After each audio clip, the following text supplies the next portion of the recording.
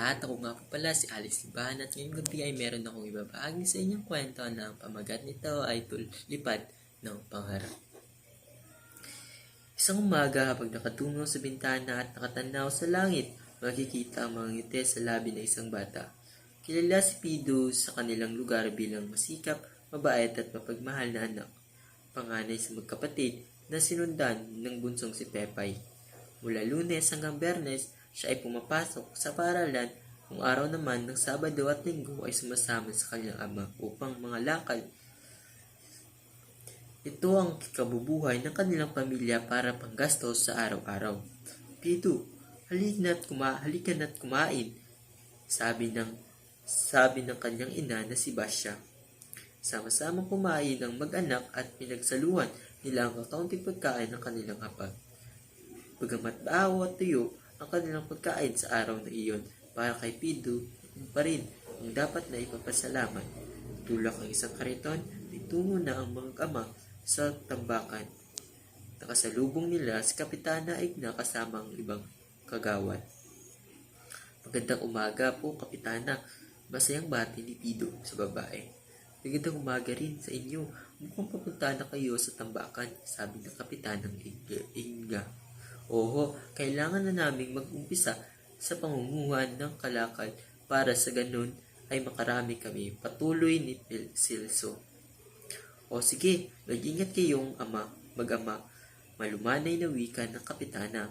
Pagdating sa tambakan, napansin ni Pido na marami na naguhukay sa basura sa mga nakukuha nila na karton, bote at papel na kanilang pinagbibili. Swerte na lamang kung may makikitang gamit na maaari pang gamitin tulad ng damit at sirang sapatos. Hindi alintana ng mag-ama ang matinding sikat ng araw at ibang amoy sa tambakan. Patuloy pa rin silang pangunguhan ng kalakal. Aba, anong ginagawa mo dito? Pwesto namin, Pildo. Ang wika ni Sidro. Hindi na lamang kumibo si Pido at dire-diretsong umalis sa matikas na pangangatawan at tangkatangkaran. Kinatakutan ito lang sa tambakan, gayon din sa kanilang lugar. Paglipat ni Pido ay may nakita siya isang bagay. Nang nakita ito, labis ang kanyang kasiyahan. Pinangarap niya na makabilis ng ganitong laruan. Hindi niya sinasabi sa kanyang mga magulang dahil masigit na kailangan nila ng pera para sa kanilang pagkain sa araw-araw. At sa pag-aaral, sapat na sa kanila ang nakikita ang bagay na iyon sa hinampapawid nagbibigay ng kaligayahan. Kahit ito man ay luma at gasgas, kinuha ni Pido ang laruan. Umikot-ikot siya habang nakataas ang isang kamay na may hawak ng laruang napulot at tila ba siya ang nagmamaneho at kumukontrol nito. Pagdating sa kanilang munting barong-barong, hinanap ni Pido ang kanilang kapatid. Pepay, tingnan mo ang laruan na nakuha ko sa tambakan. Masayang nakita nito ang laruan kay Pepay. Nang nakita ni Basya na masaya ang kanilang mga anak sa simpleng laruan, ganun na lang din ang kanilang kasiyahan. Sa kabila nito, nandun ang lungkot na nararamdaman dahil hindi niya maibigay lahat ang mga anak. Sa kabila nito, nandoon ang lungkot na nararamdaman dahil hindi niya maibigay lahat sa mga anak ang mga bagay na gusto ng mga ito. Napinsin ni Pido ang lungkot sa mga mata ng kanyang ina. Ayos na po ba kayo, inay? Ang malumanay na sabi ng bata.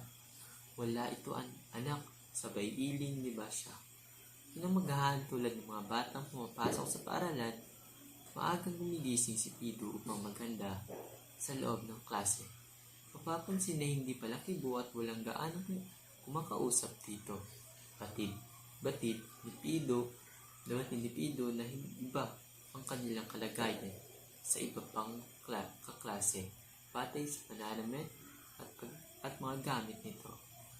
Ang laging iniisip niya ay may sinasabi ng kanyang ina, kung ano man ang mayroon tayo at ito man ay maliit na bagay, dapat natin itong ipagpasalamat sa Panginoon. Hindi makakalimutan ng kanyang guro ang ginawa ng bata sa kanyang klase. Sa halip na iguhit ang nais na makamit na pangarap, hindi ka na lamang ng nangyari sa tiniklop na pirasong papel. Sa simpleng eroplano na ginawa nito, sumilay ang ngiti ng mga labi ng guro. Lumipas ang mga taong unti-unti nang hina ang pangangatuan ng kanyang ama. Kahit ito ang naging kalagayan, patuloy pa rin sa paghahanap buhay. Dumating ang hindi inaasahang pangyayari sa buhay ni Pido. Nabalitaan niya na nawalan ng malay ang kanyang ama habang nangangalakal. Mula sa kanilang tahanan, mabilis na tumakbo papunta sa tambakan. Nakita niya ang ama sa ospital, ngunit pagdating doon, tila tumigil ang kanyang mundo. Lungkot at bigati ang naramdaman pagbalik sa kanyang tahanan. Hindi napigilang bumuhos ang masaganang luha sa kanilang mga mata. Gayon din ang ina at kapatid. Ang haligi ng tahanan na kanilang nasasandalan, kailanmay di na nila mahagkan. Sa kabila ng hindi magandang pangyayari sa kanilang pamilya, pinagpatuloy ni Pido ang pag-aaral sa tulong na rin ng ilang kamag-anak. Nabigyan siya ng pagkakataon na may patuloy ang kanyang pag-aaral bilang scholar ng bayan.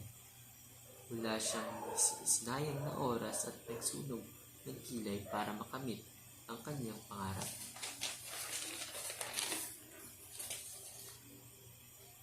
Mulat man sa kahirapan ng buhay sa murang edad, hindi naman ito naging hadlang sa kanilang pangarap. Hindi naman siya binigong kapalaran. Ang dating munting pangarap ngayon ay kanya nang makamtan. Ang wakas. Lahat tayo ay pangarap sa buhay.